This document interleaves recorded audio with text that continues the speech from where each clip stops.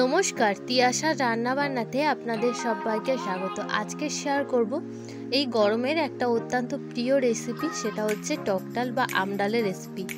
তো চলুন রেসিপিটা শুরু করি। তার জন্য ফার্স্টে এখানে আমি 200 গ্রাম মতন মুসুর ডালকে খুব ভালো মতন ধুয়ে সেদ্ধ করতে দিয়ে দিয়েছি। এবার যখন একটু প্রায় 80% মতন সেদ্ধ হয়ে আসবে তখন এখানে কেটে রাখা আমটা দিয়ে দিলাম। আমি মোট এখানে 3টে মিডিয়াম সাইজের আমকে এভাবে লম্বা লম্বা স্লাইস করে নিয়েছিলাম, তো আমটা দিয়ে দিলাম।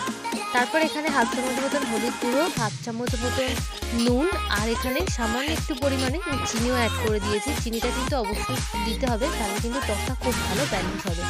এবার সবগুলো দিয়ে খুব ভালো মতন মিশিয়ে নেব। তারপর এখানে কড়াতে সামান্য একটু পরিমাণে সরষের তেল দিয়ে দিয়েছি, হাফ চামচ মতন দিয়ে খুব ভালো মতন গরম করে এখানে 2টো শুকনো লঙ্কা ফাটিয়ে কিন্তু এভাবে দিয়ে দিয়েছি।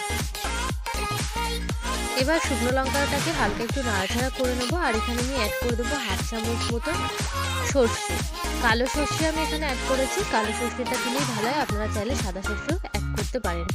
এবার এটাকে হালকা একটু ভেজে নেব যাতে ফ্লেভারটা খুব ভালো মতন মিশে যায় তেলের সাথে। তারপরে যে সেদ্ধ করে রাখা ডালটা ছিল ওইটার মধ্যে অ্যাড করে দিলাম, দিয়ে এবার খুব ভালো মতন এটাকে মিশিয়ে নেব। খুব ভালো মতন মিশিয়ে নিয়ে আবারও এখানে 2 কাপ মতন জল একটু অ্যাড করে দিয়েছি, দিয়ে এবার প্রায় 2 থেকে 3 মিনিট মতন এটাকে ফুটিয়ে নেব।